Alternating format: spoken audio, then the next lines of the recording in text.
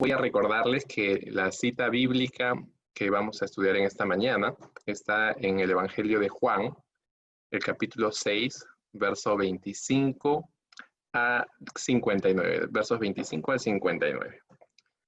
Les voy a pedir que tengan una Biblia a la mano para que procuren seguirme mientras yo voy desarrollando el tema y también que puedan hacer algunas anotaciones si gustan. Y finalmente quiero hacer una oración para que Dios bendiga este tiempo y hable a nuestros corazones de una manera muy especial. Así que te invito a inclinar tu rostro. Vamos a pedirle a Dios que Él pueda enseñarnos a través de la Biblia, a través de su palabra, y que podamos realmente escuchar su voz. Así que vamos a orar. Señor, te damos muchas gracias por la vida que tú nos das y la oportunidad de escuchar tu palabra en esta mañana. Te damos gracias por cada persona que se ha podido conectar en esta mañana. Sabemos que tú tienes algo especial para cada uno de nosotros. Rogamos que tu Santo Espíritu nos ayude a comprender tu palabra. Hable a nuestros corazones y podamos tomar las decisiones que tú esperas, Señor, para que se haga tu voluntad en nuestras vidas y podamos conocerte. Gracias por cada uno de los que están aquí. Gracias por sus familias, gracias por guardarles. Te pedimos de una manera especial por ellos, para que tú obres en cada una de sus vidas y que tu paz, Señor, repose en esta mañana en sus corazones. Te lo pedimos en el nombre de Jesús. Amén y amén. Muy bien, entonces vamos a nuestro tema de esta mañana. ¿Han escuchado ustedes hablar del pan ácimo? El pan ácimo. Ustedes dirán, ¿qué es el pan ácimo? Bueno, el pan ácimo en realidad es el pan sin levadura, ¿no? El pan que se usa en el Pesaj, que es la Pascua judía. Y a través del tiempo, el pan ha tenido mucho simbolismo.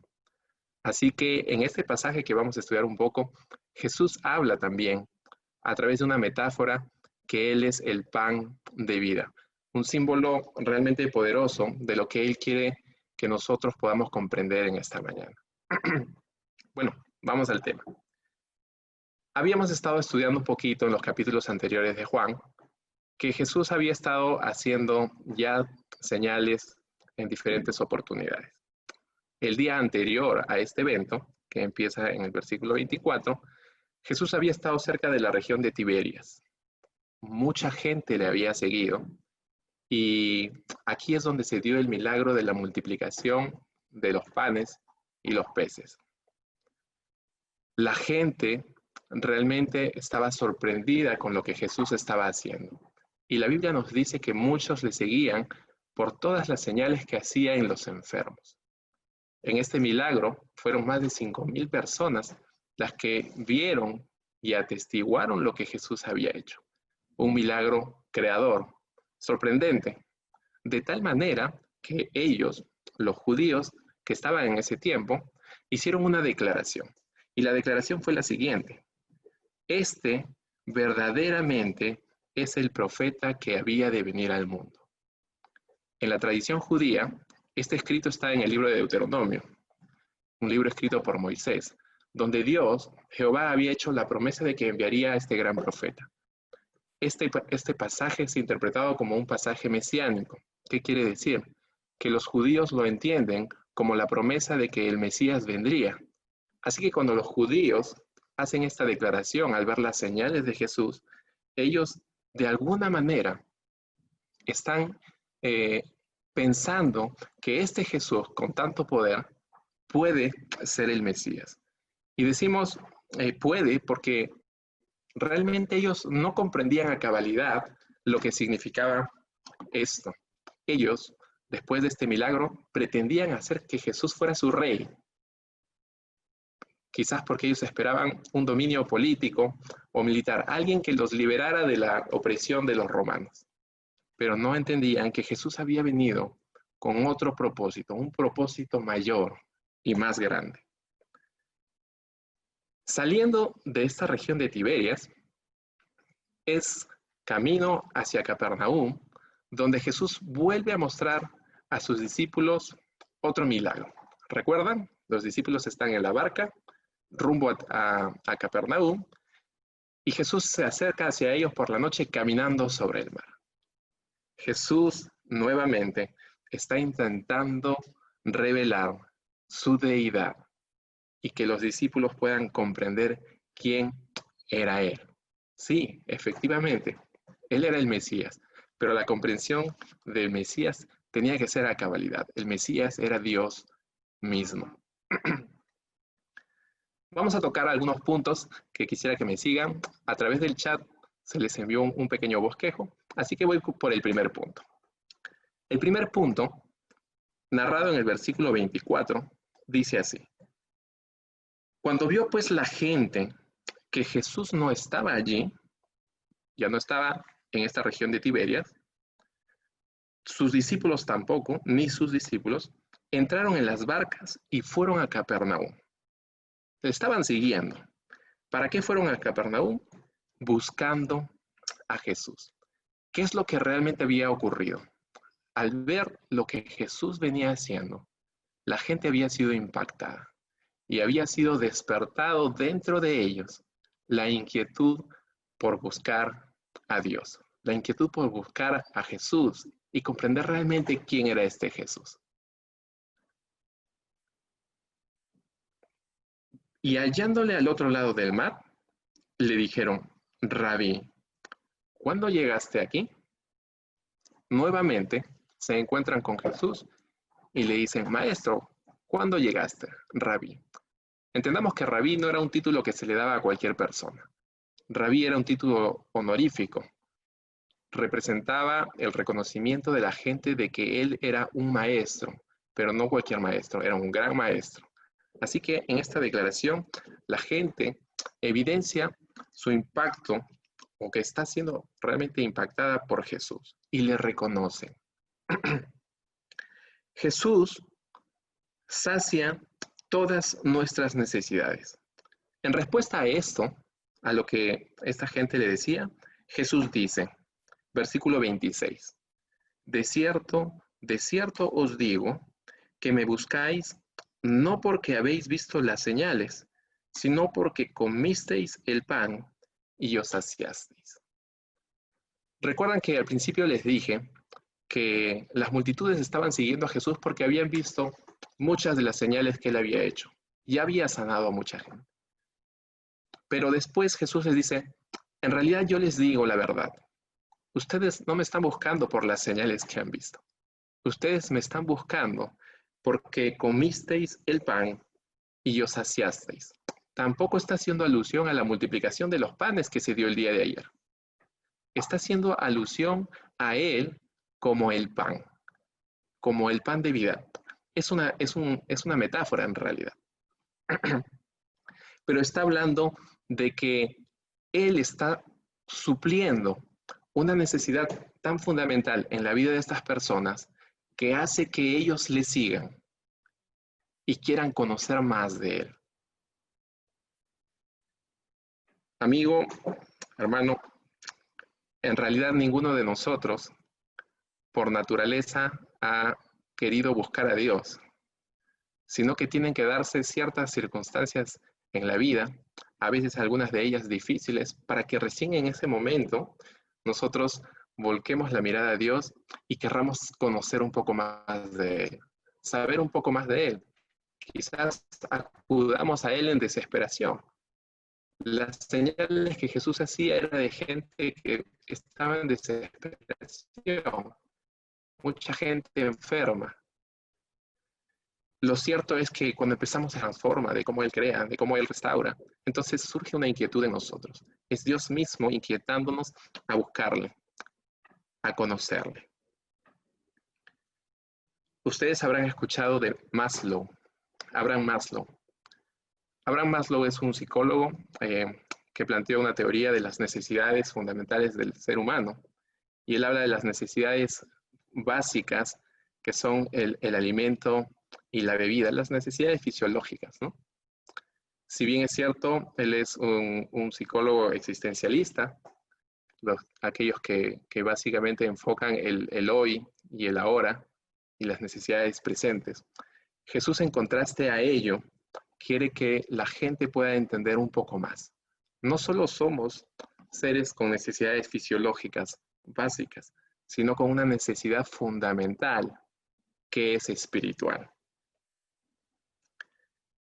El versículo 26 que estábamos leyendo dice: respondió Jesús y les dijo: de cierto os digo, que me buscáis, no porque habéis visto las señales, sino porque comisteis el pan y os saciasteis.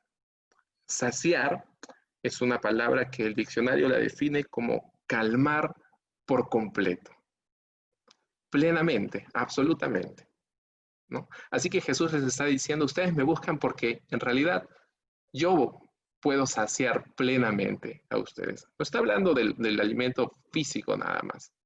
Está hablando del alimento espiritual, de aquella necesidad fundamental que solo Dios puede cubrir.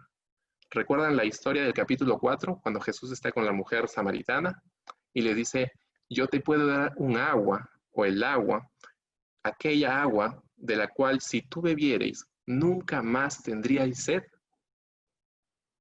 Ahora ya no estás haciendo el simbolismo del agua, sino del pan. Yo les puedo dar el pan que si ustedes comen, nunca más tendrían hambre. Así que Jesús está hablando de algo más que necesidades fisiológicas. Está hablando de la necesidad fundamental de una persona.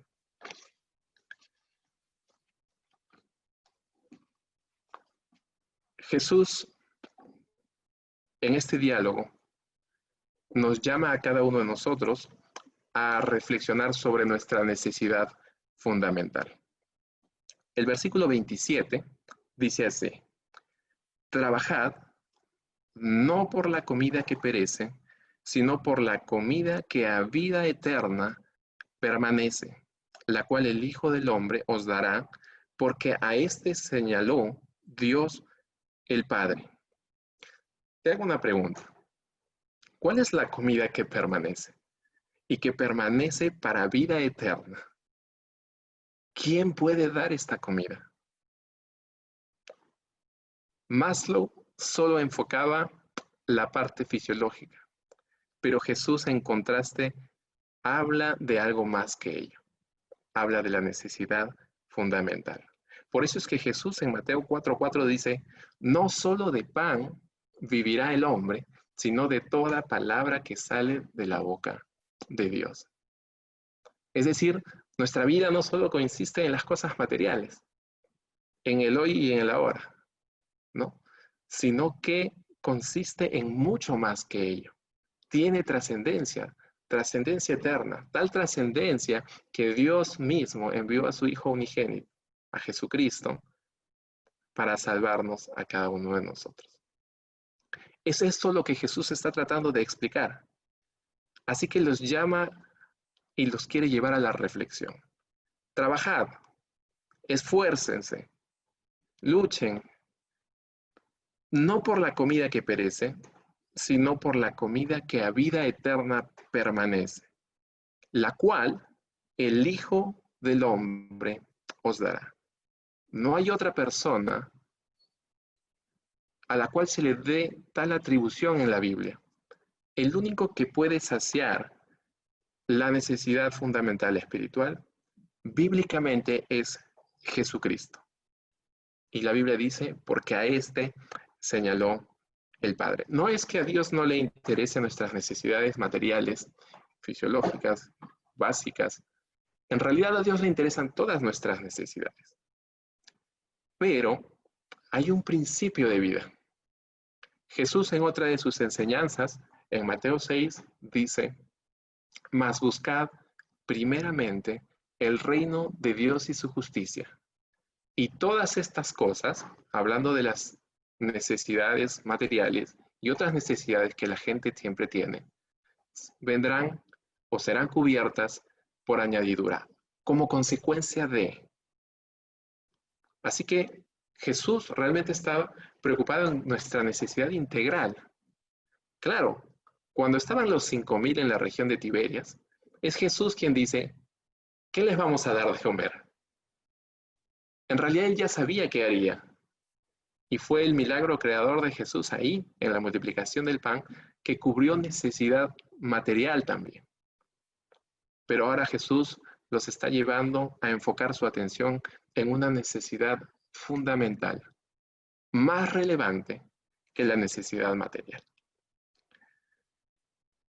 Lucas capítulo 12, versos 15 al 21, narra una parábola del rico insensato.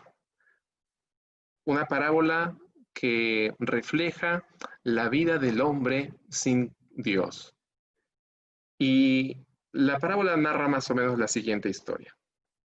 Un hombre rico tiene abundancia en sus cosechas y su producción ha sido tan buena que él no sabe qué hacer con todos sus bienes. Así que dice, construiré graneros más grandes para poder reservar todo el fruto de la tierra. Y le diré a mi alma, alma, muchos bienes tienes guardados para muchos años. Repósate, come, bebe, regocíjate. Y la parábola termina de la siguiente manera. Dios le dice a este hombre, necio, esta noche vienen a pedirte tu alma. ¿De quién será todo lo que has acumulado? Y es porque el ser humano, absorbido por el sistema, vive una vida enfocada en aquellas cosas que no son eternas. Vivimos muchas veces para tener cosas materiales, vivimos preocupados en el día a día, en el hoy y ahora. Una filosofía de vida existencialista, contraria a lo que Jesús está diciendo. Enfócate en la eternidad, en aquello que permanece para siempre. Así que este hombre necio hace muchas riquezas simplemente para que Dios le diga, necio, hoy vienen por tu alma. ¿Y de quién será todo lo que acumulaste? Jesús quiere que nosotros realmente reflexionemos en cuál es esa necesidad fundamental. ¿Qué es aquello que trasciende realmente en nuestras vidas? No solo hoy, ahora, sino por la eternidad. Según Jesús, vida eterna que permanece, comida que a vida eterna permanece. Respuesta de la gente, cuando la gente estaba escuchando lo que Jesús decía. Parece que ellos empiezan a reflexionar un poco y lanzan la pregunta. Versículo 28 dice, entonces le dijeron, ¿qué debemos hacer para poner en práctica las obras de Dios? Me gusta mucho la traducción en lenguaje actual, que lo hace más sencillo y dice así, ¿qué es lo que Dios quiere que hagamos? ¿Qué es lo que Dios quiere que hagamos? Dios espera una respuesta de cada uno de nosotros, por supuesto. Si tú estás escuchando la meditación que estamos compartiendo y te das cuenta de cómo estás viviendo y te das cuenta que Dios probablemente no está en tu agenda, o si está en tu agenda probablemente sea uno de los puntos no prioritarios y estás más enfocado en proyectos de vida temporales, en cosas que pueden ser importantes, pero no las más importantes. Y como a todos, de repente la pandemia cambió todos tus proyectos, porque pensabas a comprar algo más, invertir en algo más, hacer viajes, no lo sé. Y de repente vino algo que no esperábamos, pero que gracias a Dios ha permitido que mucha gente se ponga a reflexionar en la importancia de su vida, en la importancia de aquellas cosas que tienen más valor, como la familia, por ejemplo. Y también para nosotros en la importancia que tiene Dios en la vida del hombre. Estamos de pasada, esa es la verdad, en este mundo. Pero el plan de Dios tiene que ver con la eternidad de nuestras vidas. Así que podemos descuidar realmente algo que es tan relevante por dejarnos llevar por el sistema. Jesús les responde a esta pregunta. Respondió Jesús, verso 29, y les dijo, esta es la obra de Dios, que creáis en el que Él ha enviado. ¿Qué dice la traducción en el lenguaje actual? Presta mucha atención. Lo único que Dios quiere es que crean en mí y que soy a quien Él envió. Lo único que Dios quiere es que crean en mí, que soy a quien Él envió. Lo que Jesús les está diciendo en este momento a toda esta gente, que no era poca gente, era que Él era el Mesías, que Él provenía de Dios. La gente estaba viendo lo que Él hacía, estaba sorprendida, pero sin embargo, no le reconocían como el Hijo de Dios, no le reconocían como Dios. Y por eso Jesús les dice, lo que Dios quiere, lo único que Dios quiere, es que crean en mí, que yo soy aquel a quien Él envió. Así que empiezan las murmuraciones, empiezan las preguntas, empiezan las dudas, empiezan los cuestionamientos. Y por eso el verso 30 nos dice, le dijeron entonces, ¿qué señal pues haces tú para que veamos y te creamos? Parece una pregunta absurda, ¿no? ¿Qué señal haces? Demuéstranos para que te creamos, ¿no? Demuéstranos para que te creamos. ¿Y por qué digo que parece una pregunta absurda? Porque todos los capítulos anteriores, o todo el tiempo anterior, Jesús ya había estado haciendo señales. Es más, una de las declaraciones de Jesús es, si no vieren señales, no creeréis. Y por ello es que muchas de las señales Jesús las hizo, para demostrar su deidad, su poder, su grandeza. Así que vamos a recordar solo algunas. Las bodas de Caná, ¿recuerdan? Jesús transforma el agua en vino, un milagro transformador. Jesús sana al hijo del rey, al hijo de un rey, ¿recuerdan? Un milagro restaurador. Jesús sana al cojo de Betesda, otro milagro restaurador. Jesús camina en el mar, un milagro de demostración de su deidad. Jesús multiplica los panes y los peces, un milagro creador. ¿Por qué le preguntan, demuéstranos? ¿Por qué le dicen, danos otra señal? Si ellos están viendo tantas señales. Ellos piden señales, pues aunque ven las señales, no reconocen que Jesús es el Hijo de Dios. Te pregunto, ¿quién piensas tú que es Jesús? ¿Piensas que es solo un gran líder de otra gran religión? Jesús está revelando quién es Él. En cada pasaje de la Biblia, en los evangelios, en los escritos de San Pablo, la Biblia muestra claramente que Jesús no solo es un gran hombre, que Jesús es el enviado del Padre, aquel que vino para rescatar lo que se había perdido. Jesús es el Mesías prometido desde el Antiguo Testamento. Este gran profeta que la misma gente decía, Él es el gran profeta. Sí, es el gran profeta, pero Él es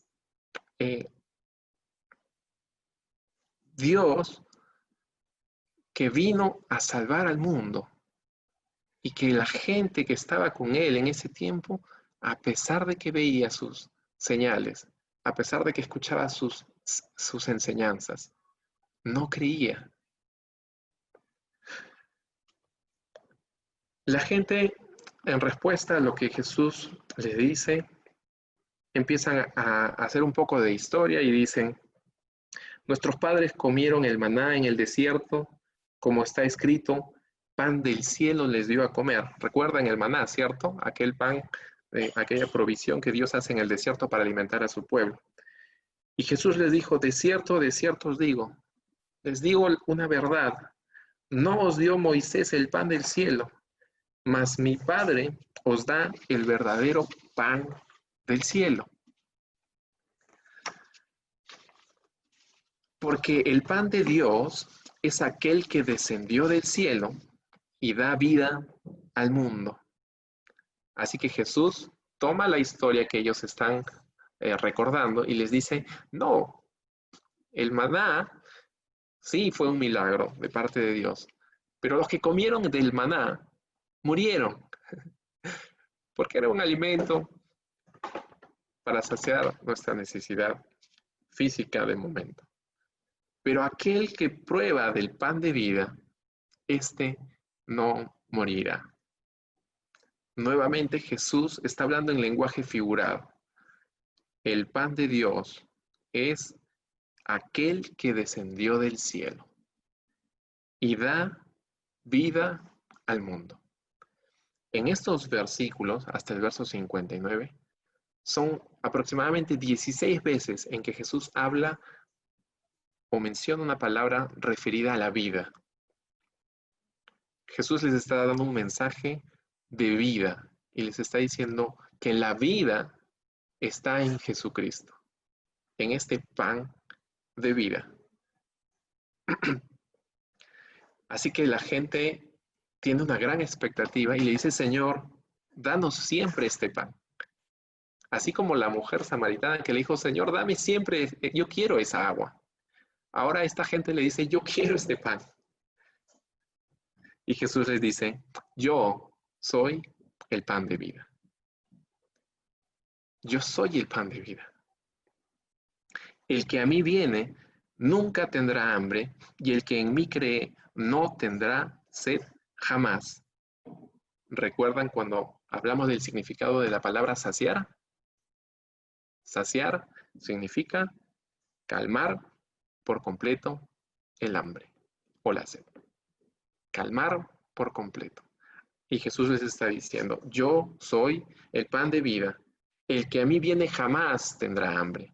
Y el que en mí cree no tendrá sed jamás. Quiero compartirles algo breve.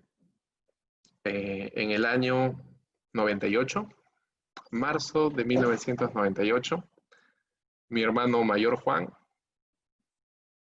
me invitó a una iglesia y bueno, en medio de tantas invitaciones que nos había hecho, que ya nos tenía a veces cansado de tanta invitación a ir a la iglesia, accedimos a ir a una iglesia. Y fuimos a la iglesia y hubo un pastor que en ese tiempo recuerdo era el gerente de la IBM aquí en Lima y era pastor también.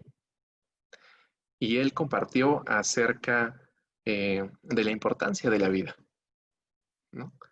Yo para ese entonces tenía 17 años y fui por compromiso realmente a la iglesia, porque mi hermano me había invitado tantas veces, ¿no? Y cuando el pastor empezó a hablar de la palabra de Dios, hizo una pregunta entre tantas cosas que él dijo que me hizo pensar muchísimo, ¿no? Y me dijo, y nos dijo a todos, ¿tú quieres que el resto de tu vida sea así como lo vives ahora? ¿Quieres que el resto de tu vida sea como lo vives ahora, como la vives ahora? Así que en ese momento algo vino a mi corazón, a mi mente, y me puse a pensar realmente en si yo quería que el resto de mi vida fuera tal cual, ¿no?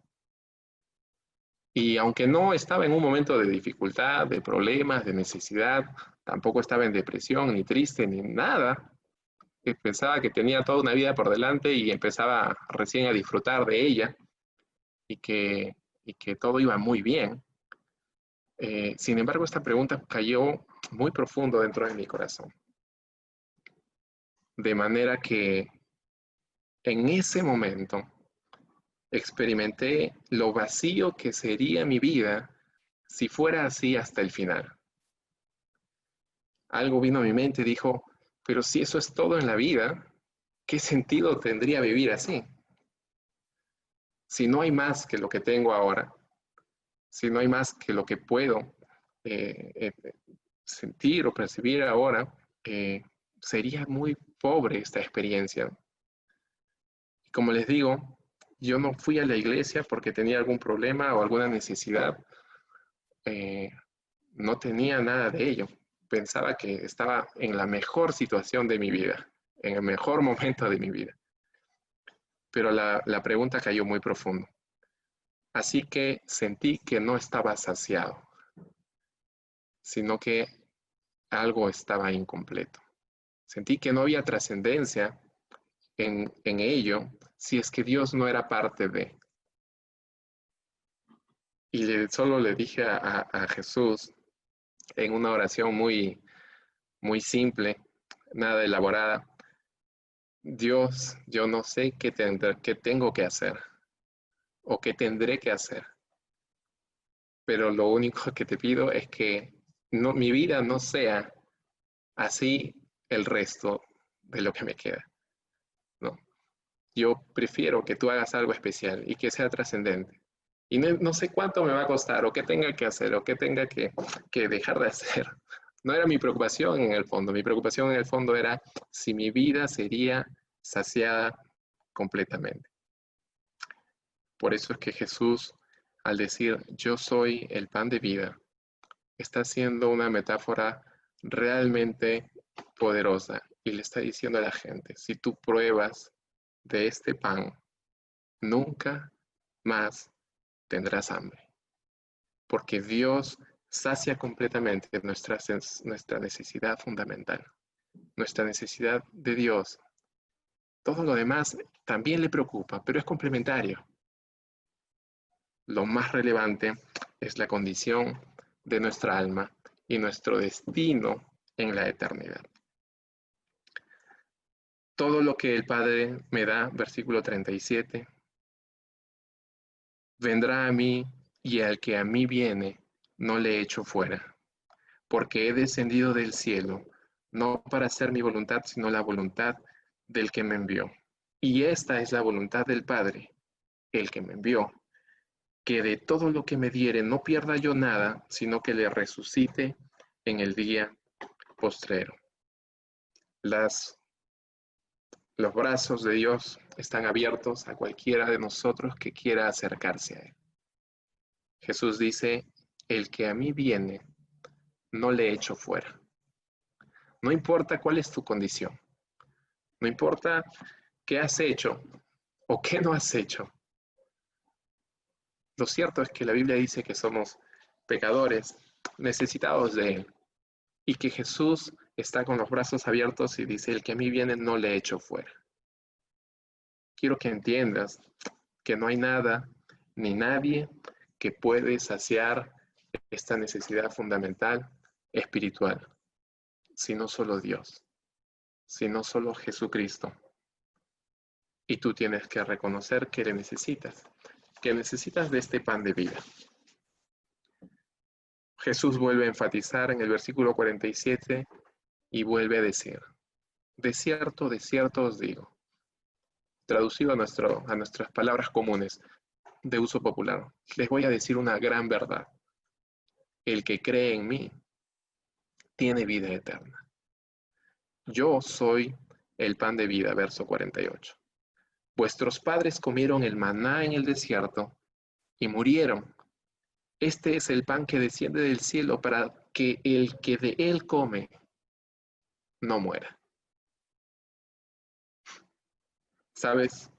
En tiempos de pandemia como los que vivimos, mucha gente está preocupada por su vida. ¿Por qué será de su vida? ¿Qué pasa si enfermo y no puedo superar la enfermedad? Pues lo cierto es que con pandemia o sin pandemia, todos sabíamos que tarde o temprano la vida tiene un término aquí. Pero esta pandemia ha sido como un remesón para que la gente realmente se dé cuenta de que esa es una realidad. Con pandemia o sin pandemia, solo era cuestión de tiempo. Solo es cuestión de tiempo. Pero lo que Jesús está tratando de decir aquí es que hay una esperanza que trasciende a la eternidad. Por eso es que la Biblia habla de vida eterna, porque Dios quiere asegurar nuestra vida para la eternidad. Por eso es que el versículo 54, el versículo 39, el versículo 40, el versículo 44, dice repetidas veces, yo le resucitaré en el día postrero. Yo le resucitaré en el día postrero. ¿Sabes de qué se trata esto? De esperanza. De la esperanza de que un día estaremos con Jesús. Que la muerte segunda, la separación total de Dios, no prevalece sobre aquellos que creen en Jesús, sino que Jesús nos promete que nos resucitará en el día postrero para estar con Él por la eternidad. Voy terminando.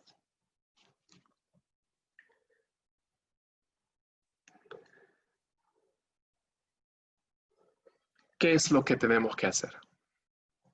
¿Qué es lo que tienes que hacer? Cuando te narré mi experiencia,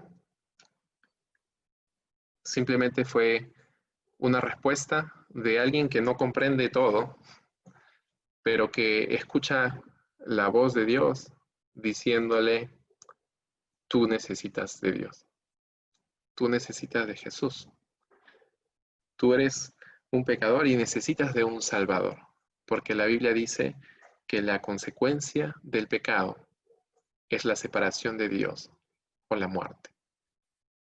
Aquella consecuencia que Jesús vino a evitar y vino al mundo para dar vida, vino para rescatar aquello que se había perdido.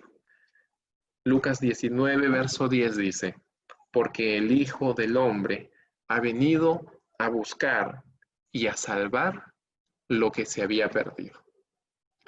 Yo estaba perdido en ese momento, no lo sabía, no tenía conciencia de ello. Pensé que todo estaba muy bien y que todo iba muy bien y que todo seguiría muy bien. Pero una pregunta tan simple como esta, que si quería que el resto de mi vida fuera como lo vivía en ese momento, simplemente fue una bomba en mi mente que me hizo ver la miseria de una vida sin Dios. No tenía trascendencia, no tenía propósito, no tenía mayor expectativa. Y entonces uno mira a Jesús y al leer estas palabras reconoces que el Hijo del Hombre vino a buscarte, vino a salvarte porque estabas perdido. Y cuando le preguntan a Jesús qué debemos hacer, ¿qué le respondió? Lo único que Dios quiere es que creas que Jesús es el Hijo de Dios, que es Él a quien Dios envió para salvarte y le entregues tu vida. Mucha gente escuchó este mensaje en aquel tiempo. Mucha gente hoy escucha este mensaje. Y hay los que seguirán pidiendo una demostración. Pero hay los que empezarán a creer que necesitan de este Jesús. Y en sus propias palabras le dirán, Señor, yo te necesito. Perdóname, sálvame y sacia mi vida de esa manera que solo tú puedes hacer.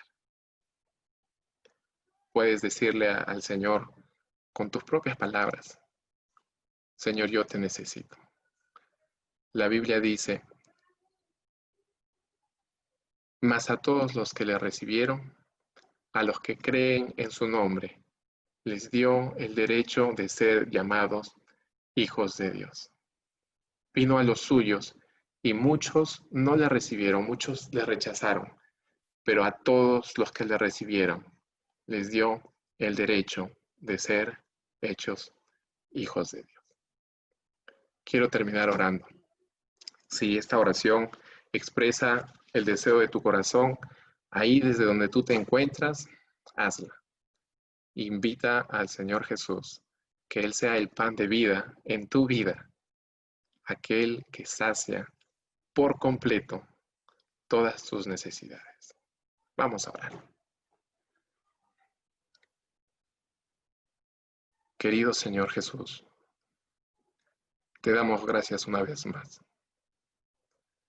porque viniste a este mundo, Señor, a rescatarnos porque estábamos perdidos, a salvarnos porque estábamos condenados a muerte a consecuencia del pecado, de nuestra incorrecta forma de vida, Señor, de nuestra rebelión abierta contra ti.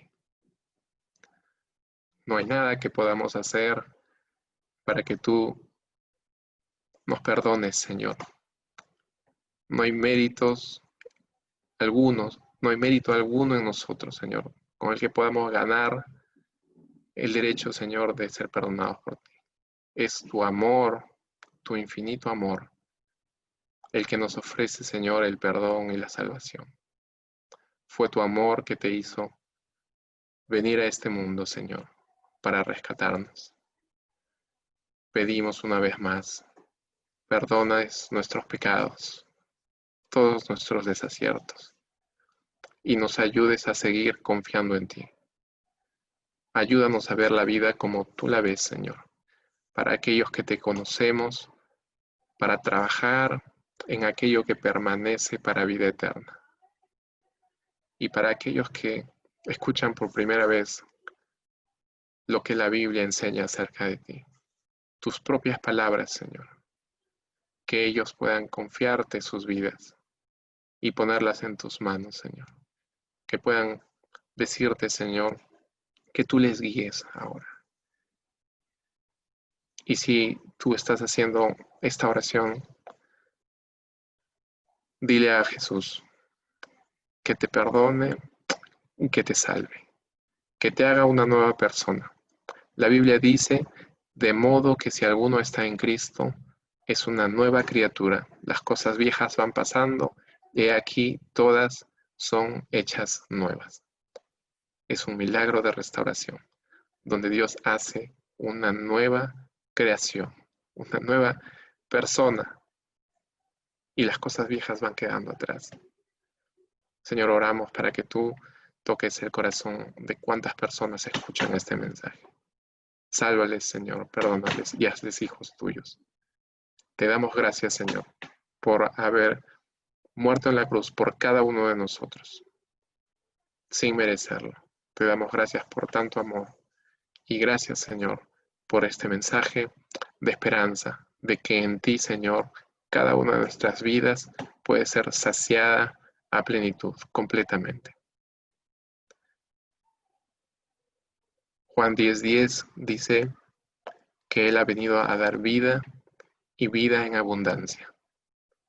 Puedes experimentar eso en tu vida, entregando tu vida a Jesucristo. Te lo pedimos, Señor, en el nombre de Jesús. Amén y amén. Que Dios te bendiga, amigo, que Dios te bendiga a cada uno de los que nos están escuchando. Los animo a seguir estudiando un poco más de la Biblia y seguimos con el Evangelio de Juan la próxima semana en el capítulo 7. Muchas gracias.